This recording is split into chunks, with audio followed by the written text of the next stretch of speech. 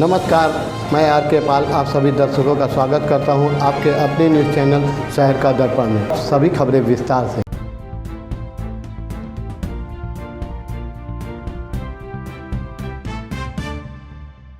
लखनऊ प्रधानमंत्री नरेंद्र मोदी और मुख्यमंत्री योगी आदित्यनाथ की डबल इंजन की सरकार ने 33% आरक्षण के साथ ही महिलाओं को सुरक्षा, सम्मान और स्वाभिमान दिया जा रहा है।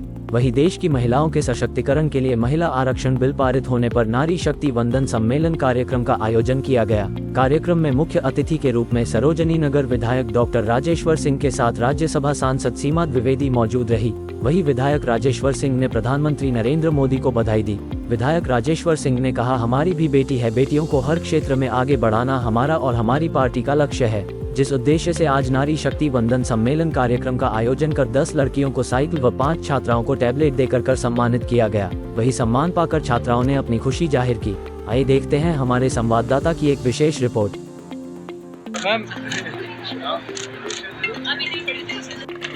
भारत माता की, भारत माता की। आगे बढ़ाने के लिए आप आगे आए, घर से निकले और अपने अपने क्षेत्र में नाम करें। इसीलिए आप ये नारी शक्ति वंदन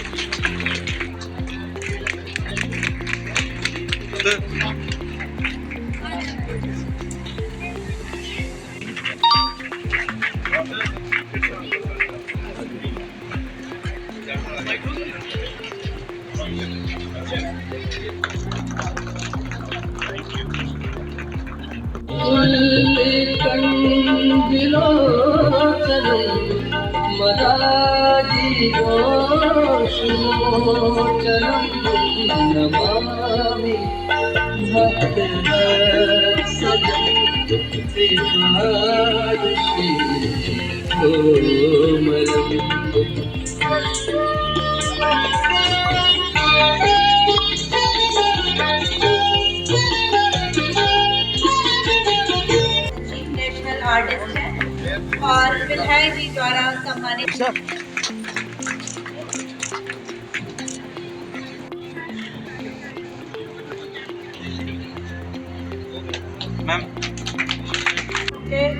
मुख्य अतिथि और मेरे साथ बहुत पहले 2002 में मंत्री रही हूँ। 2002 से हम लोग लगातार संगठन में काम कर रहे हैं। मेरी बहन सीमा द्विवेदी जी, श्री राजेश्वर सिंह जी, महानगर अध्यक्ष श्री आनंद द्विवेदी जी, श्री रमाशंकर त्रिपाठी जी, प्रदेश कार्यालय की मंत्री श्रीमती रमानंदन। ये जो अधिनियम पास हुआ है, ये कांग्रेस ने 1996 में सदन में पेश किया था। कांग्रेस की पूर्ण बहुमत सरकार होने के बाद भी ये पास नहीं हुआ। उसके बाद भी फिर कांग्रेस की सरकार आई, लेकिन ये पास नहीं हुआ। अटल जी आए, संख्या कम थी और गठबंधन ज्यादा था, इसलिए पास नहीं हुआ। माननीय मोदी जी ने आपको जो कहा, जो आपसे चुनाव के टाइम पे वादा किया, सारे पास हुए।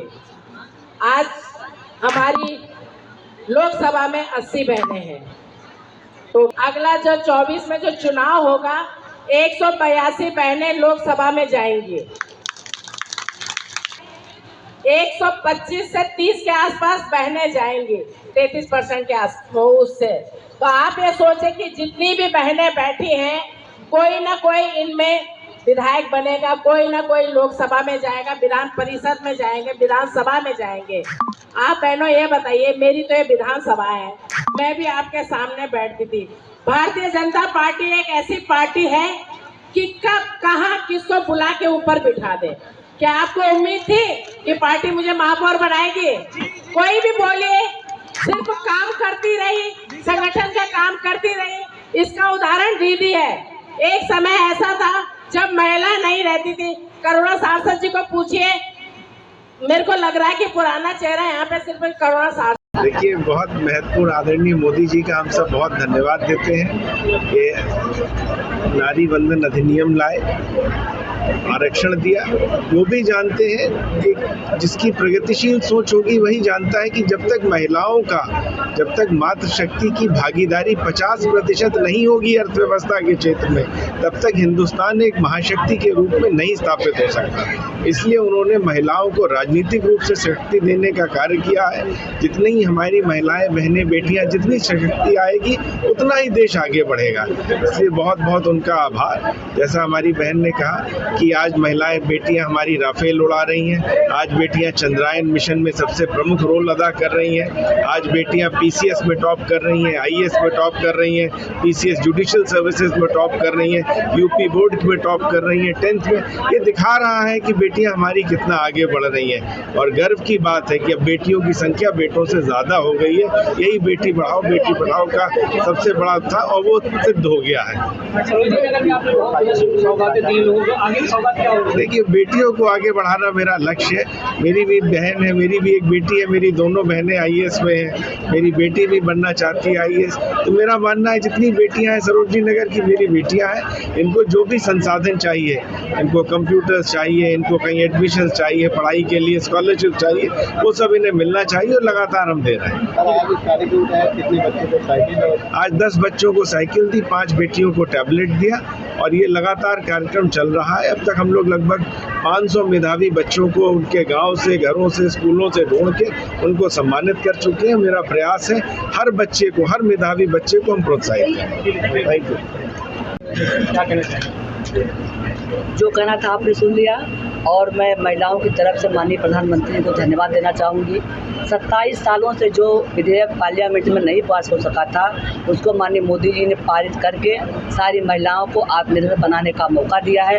उसके लिए हम सभी उनके प्रति बहुत आभार व्यक्त करना चाहते हैं। बेटी पढ़ाओ जो नारा था वो सफल होता चला जा रहा है। बेटी बचाओ बेटी पढ़ाओ का ही परिणाम है आज हमारी बेटी राफेल उड़ा रही है। आज उसी का परिणाम है, आईएएस की परीक्षा हो चाहे पीसीएस की परीक्षा हो, आज हमारी बेटियां टॉप कर रही हैं और जन जन के मन में अब बेटी बेटे के प्रति कोई अंतर नहीं रह गया है। बेटी बचाओ बेटी पढ़ाओ का ही परिणाम है। आज कुछ नारियां ऐसी हैं जो कहीं ना कहीं घरों में दबी हुई है, उनके लिए क्या करना है? देखिए, ऐसा कई उन्हीं जो अपने को दबी कुचली महसूस कर रही हैं, दबी कुचली नहीं है। अगर किसी को महसूस हो रहा है, उनको हम आगे बढ़ाने के लिए हम लगातार हमारी पार्टी काम कर रही है और तमाम योजना को ला करके हम ऐसी बहनों को आगे निकालना चाहते हैं ताकि वो अपने पैरों पर खड़े होकर के सुमानी पांडे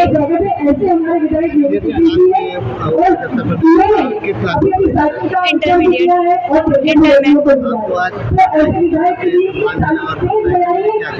उनको धन्यवाद करना चाहते हैं। आगे से बीएससी